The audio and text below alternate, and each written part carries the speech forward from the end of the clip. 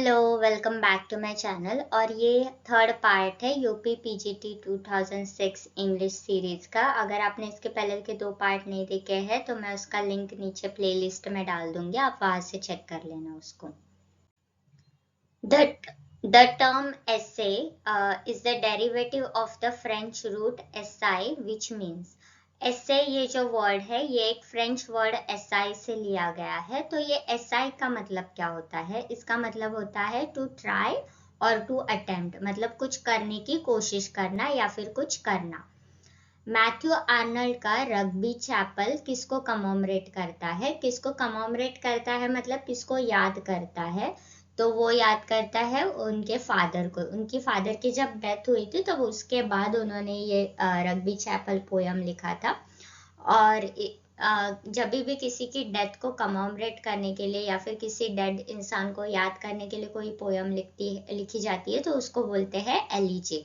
तो ये जो रग्बी चैपल है ये भी एक एलिजी है। Who has written the essay Old Benchers of the Inner Temple? ये ऐसे किसने लिखा था? तो ये लिखा था चार्ल्स लैम्ब ने। Ernest Hemingway's man at war is, ये क्या है? मैन एट वॉर क्या है? तो ये है कलेक्शन ऑफ शॉर्ट स्टोरीज है। इसमें उनको पसंद नहीं आया था जब अमेरिका ने वर्ल्ड वॉर 2 में एंट्री ली थी, तो उनको पसंद नहीं आया था वो चीज। तो फिर उसको टारगेट करने के लिए या फिर उसको एज ए रिस्पॉन्स या फिर उसको क्रिटिसाइज करने के लिए उन्होंने कुछ शॉर्ट स्टोरीज लिखे थे, वो इसमें इस कलेक्शन में उन्होंने पब्लिश किए हैं मैन एट वॉर में। The analogy was that of the catalyst. When two gases previously mentioned are mixed in the presence of a filament of platinum, they form sulfurous acid. This acid contains no trace of platinum and the platinum itself is apparently unaffected. He remained inert, natural, and unchanged. The mind of the poet is the shred of platinum. The above lines are an extract from T.S. Eliot's essay. तो ये जो lines है ये Elliott के कौन से ऐसे में से आती है? तो ये आती है ट्रेडिशन एंड इंडिविजुअल टैलेंट में से। इसमें एलियट ये बोल रहे हैं कि जब भी दो गैसेस को एक साथ मिक्स किया जाता है और उसमें जब प्लैटिनम को एज अ कैटलिस्ट यूज किया जाता है उसमें, तो वो जो गैसेस है वो सल्फरस एसिड बनती है, मतलब वो गैसेस चेंज हो जाती है, लेकिन जो प्लैटिनम है वो चेंज नहीं होता। तो सपोज अगर हमने ए और बी गैसेस को मिक्स किया, प्लैटिनम को उसमें एज अ कैटलिस्ट यूज किया। कैटलिस्ट मतलब कि इसको ये जो मिक्सिंग का प्रोसेस है उसको फास्ट करने के लिए हम जब कोई एलिमेंट यूज करते हैं तो उसको कैटलिस्ट बोलते हैं। तो जब हम ए और बी गैसेस को मिक्स कर रहे हैं और उसमें प्लैटिनम को एज अ कैटलिस्ट यूज कर रहे हैं, तो फिर ये गैसेस मिक्स तो हो रही है और वो एक एंड प्रोडक्ट दे रही है, वो सी दे रही है, लेकिन इसका प्लैटिनम पे कोई अफेक्ट नहीं हो रहा, प्लैटिनम में कुछ चेंज नहीं हो रहा, वो वैसे का वैसा ही रहता है। तो यहाँ पे एलियट ये केमिस्ट्री का एग्जांपल देके बेसिकली ये बोल रहे हैं कि पोएट को भी ऐसे ही होना चाहिए, उसको दो चीजों को मिक्स तो करना चाहिए लेकिन उसमें वो इम्पर्सनल होना चाहिए, मतलब उसको अपना प्रीजुडाइस या अपना जजमेंट उन चीजों में नहीं डालना चाहिए। अगर कोई चीज जैसे हो रही है, मतलब वो जिस कैरेक्टर के लिए लिख रहा है वो कैरेक्टर के बारे में बात करे, वो अपने बारे में उसमें कुछ अपना कुछ उसमें डाले नहीं। तो एलियट इसमें से ये बोलना चाहता था और इसमें उन्होंने इसको ये सब उन्होंने केमिस्ट्री का एग्जांपल दिया था ट्रेडिशन एंड इंडिविजुअल टैलेंट में। ये एक क्रिटिकल एसे है।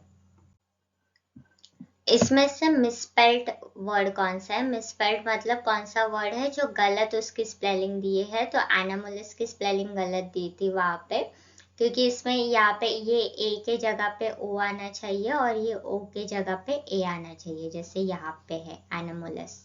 अब इसमें से करेक्ट स्पेलिंग वाला वर्ड कौन सा है? तो वो है कॉन्क्यूपेसेंस। कॉन्क्यूपेसेंस का मतलब होता है स्ट्रॉन्ग डिजायर, जब हमको बहुत ज्यादा एकदम इच्छा होती है कुछ करने की तो वो होता है कॉन्क्यूपेसेंस।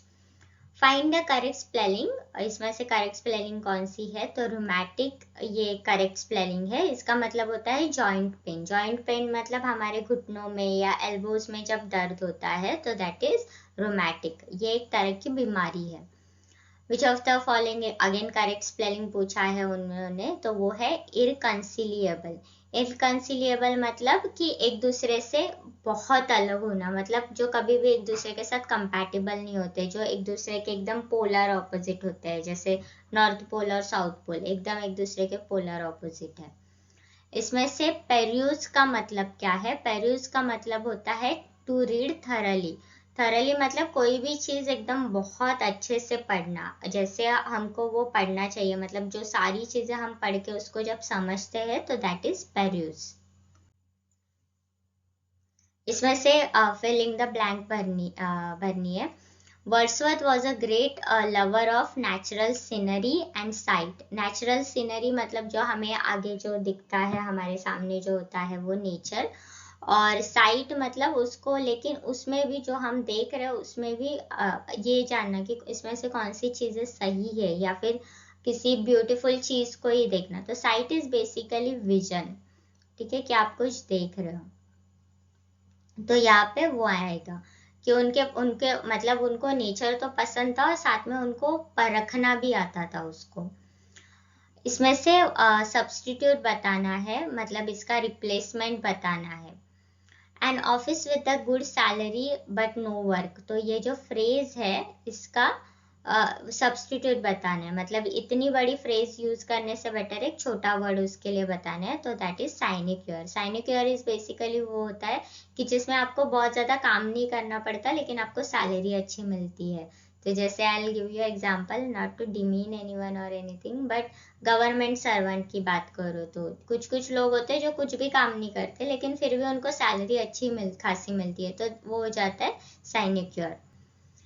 इसमें से ईडियम का मतलब ये जो वाक्य प्रचार है या जो फ्रेज है, इसमें से उसका करेक्ट मतलब बताना है। तो ब्लैक एंड ब्लू का क्या मतलब होता है? मतलब बहुत एकदम सीवियर मैनर, मतलब एकदम जैसे जब मारा मारी होती है तो पूरा इंसान कैसे ब्लैक एंड ब्लू हो जाता है, तो बहुत जोर से लगता है तभी इंसान ब्लैक एंड ब्लू हो जाता है।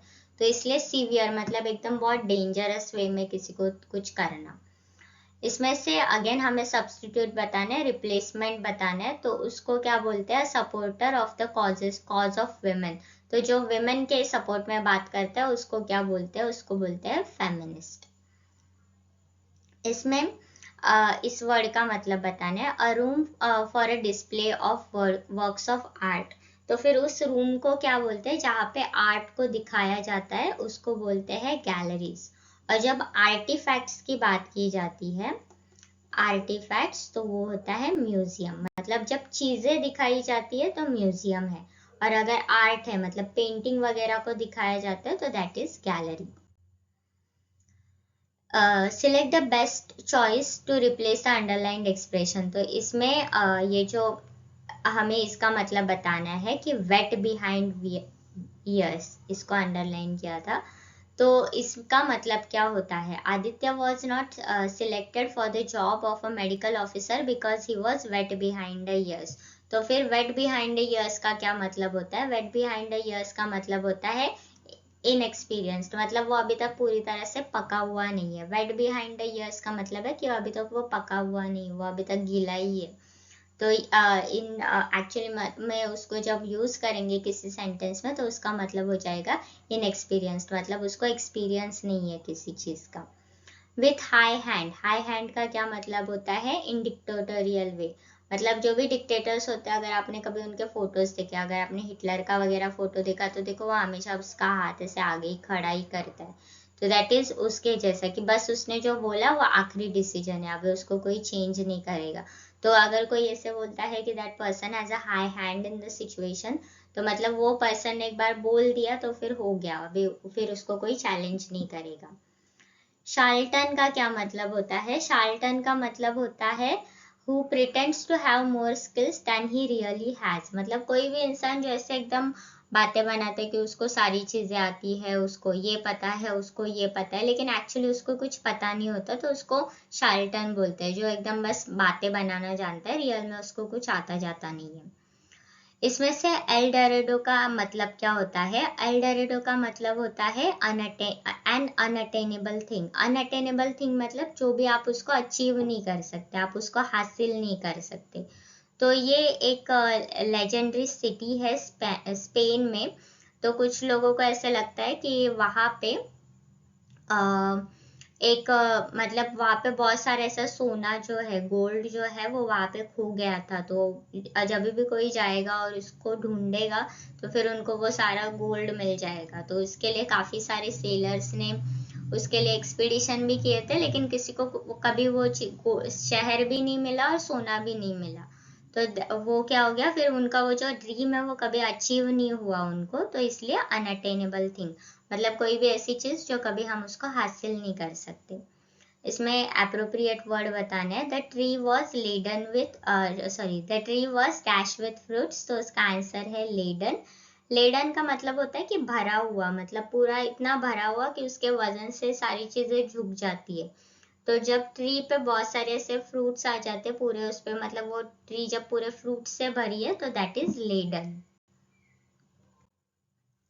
इसमें से कौन सा सेंटेंस करेक्ट है? तो इसमें करेक्ट था ये, the ship let go it's anchor. तो यहाँ पे शिप एक ही है, तो फिर इसलिए यहाँ पे एस नहीं लगा है। ठीक है, एक ही शिप है तो इसलिए सब्जेक्ट वर्ब अग्रीमेंट हो गया, यहाँ पे लेट यूज हुआ। Find the correct conversation. इसमें डायरेक्ट इनडायरेक्ट स्पीच करना है। Please please don't drink too much, remember that you will have to drive home, she said to him. तो यहाँ पे वो प्लीज प्लीज बोल रही है, मतलब उसको रिक्वेस्ट कर रही है। तो फिर वहां पे और ये उसने बोला, तो फिर शी लिया, फिर वो रिक्वेस्ट करी तो उसके लिए बेग्ड, या फिर आप इसकी जगह पे अगर रिक्वेस्टेड होता तो आप वो भी कर सकते थे। तो शी बेग्ड हिम, उसने क्या बोला, डोंट ड्रिंक टू मच, तो not to drink too much. Reminding him, remember है तो इसलिए reminding him that he would have to drive. अभी यहाँ पे यू विल हैव टू है ना, तो present continuous perfect continuous tense है। तो present perfect continuous, sorry not present perfect continuous, future perfect future perfect continuous tense है। तो वो फ्यूचर परफेक्ट कंटिन्यूअस का हो जाएगा पास्ट परफेक्ट कंटिन्यूअस, तो इसलिए हम सॉरी पास्ट परफेक्ट टेंस हो जाएगा। तो फिर इसलिए यहाँ पे he would have to, reminding him that he would have to drive home. ठीक है, तो यहाँ पे वो रिक्वेस्ट करी उसको, इसलिए बैक, वो सब तो शी और हिम में चेंजेस नहीं होंगे। डोंट है इसलिए नॉट किया, तो उसने बोला डोंट ड्रिंक टू मच, तो वो not to drink too much. Reminding him, तो उसको यहाँ पे रिमेम्बर है तो उसको याद दिला रही, वो क्या याद दिला रही कि अभी उसको घर गाड़ी चला के ही जाना है। इसमें से करेक्ट आंसर बताना है। Wish you a happy journey, Neeta said to me. तो नीता विश्ड मी, उसने विश किया ना, तो इसलिए फिर Neeta wished me a happy journey. इसका भी फिर से इनडायरेक्ट स्पीच बताना है। The mother said do not go out in rain. तो जब भी हम किसी को कोई चीज करने के लिए मना करते हैं ना, तो उसके लिए एक वर्ड यूज किया जाता है फॉरबिड। तो यहाँ पे ये सेड है ना, पास्ट है, तो इसलिए फॉरबिड का पास्ट यूज करेंगे, forbid.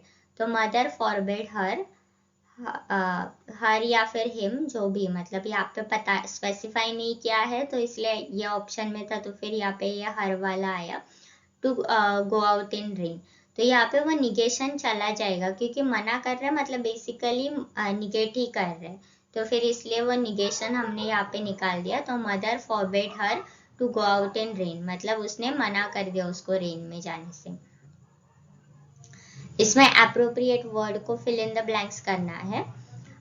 Please refer to the subject cited above. ठीक है, तो साइटेड का मतलब होता है जो पहले बताया है, या फिर जो भी पहले चीज का रेफरेंस दिया है, अभी उसके बारे में फिर से बात कर रहे हैं, तो ये साइटेड। जैसे आपने देखा होगा रिसर्च पेपर में हम लोग साइटेशंस लिखते हैं, तो साइटेशंस क्या होता है कि बेसिकली हम रेफरेंसेस दे रहे हैं। तो यहाँ पे वो बता रहे कि उस सब्जेक्ट को रिफर करो जिसके बारे में पहले बात हो चुकी है। Okay, so that is it for this video. अगर आपको वीडियो अच्छा लगा तो प्लीज़ इसको लाइक करना, कमेंट करना, चैनल को सब्सक्राइब करना, और हो सके तो अपने फ्रेंड्स के साथ भी इसको शेयर करना। Thank you.